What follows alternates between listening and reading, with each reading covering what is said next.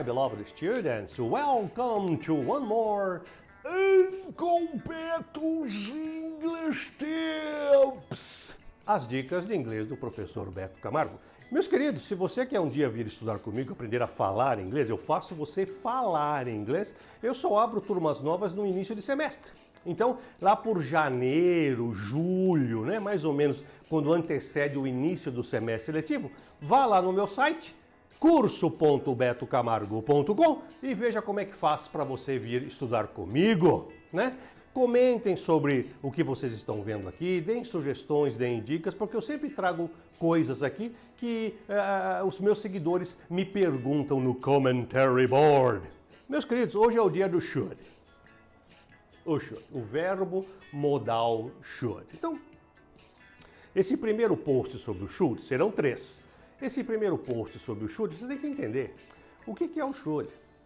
O should, gente, é um verbo modal, né? O verbo modal, ele tem uma função, além de sintática, morfológica. O que quer dizer isso? Que função morfológica, ele tem um sentido na frase. Ele não é o verbo principal da frase, mas ele tem um sentido. Uma boa tradução para iniciar, para você começar a entender o should, é deveria. Deveria é uma boa tradução para o should, né? Não é a melhor maneira de se entender o should, mas o should começa com deveria.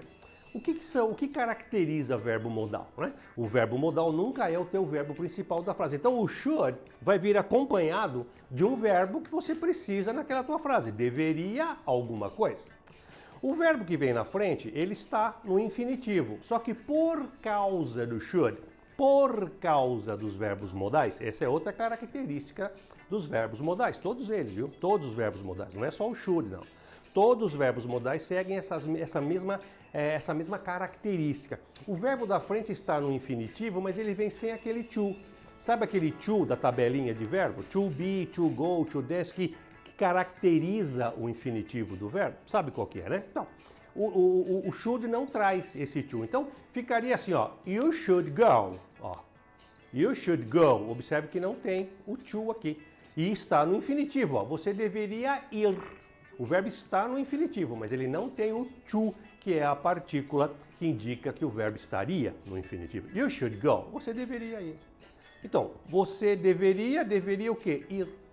Né? Vamos ver mais alguns exemplos. You should do it. You should. You should do it. Ó, you should, você deveria fazer. Fazer o quê? Fazer alguma coisa. Esse it aqui está indicando o que vai ser feito, mas eu não vim aqui para explicar esse it, eu vim aqui para explicar o should. Tá vendo? Ó, você deveria fazer isso, né? Fazer alguma coisa que foi falada antes, né? You should cook. Ó, you should cook. Observa que o segundo verbo, né, sempre vem sem o to. Essa aqui é a característica, né?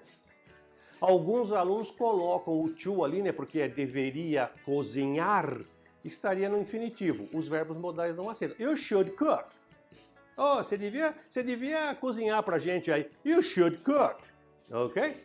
E o terceiro aí, vamos ver aí, o Susan, né? Susan should be nice. Susan should be nice. E observa, gente, que Susan, you, she, he, Setembrino, Ambrósio, Claro Osvaldo. O should é igual. Os verbos ingleses não sofrem o efeito do sujeito. Então, é uma língua fácil em termos de verbo, né?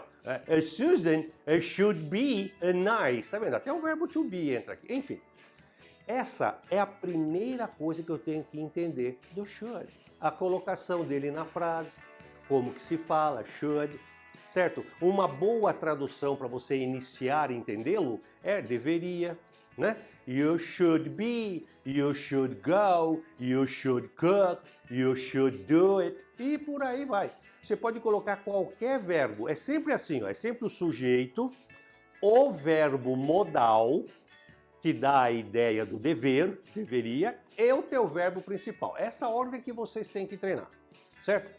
Isso aqui não se inverte nunca, assim, na frase afirmativa. É sempre o sujeito, o should, e mais o teu verbo principal. You should do it, you should go, you should call, you should eat, you should take a shower. Qualquer verbo encaixa aqui, inclusive o verbo to be. You should be. Meus queridos, eu acho que foi suficiente para vocês terem a primeira informação sobre should na forma afirmativa. Essa minha série aqui são 3 partes, então não perca a parte 2, que vem em breve, e a parte 3, que também virá logo em seguida da parte 2. Meus queridos, espero que vocês tenham gostado da explicação do should.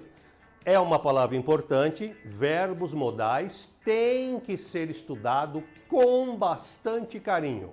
Não é só mais um verbo na língua inglesa. Os 6 verbos modais têm que ser estudados com bastante carinho. Está aqui a primeira explicação sobre should. Espero que vocês tenham gostado. Curtam, compartilhem, inscrevam-se no meu canal. I'll be back soon. Bye bye.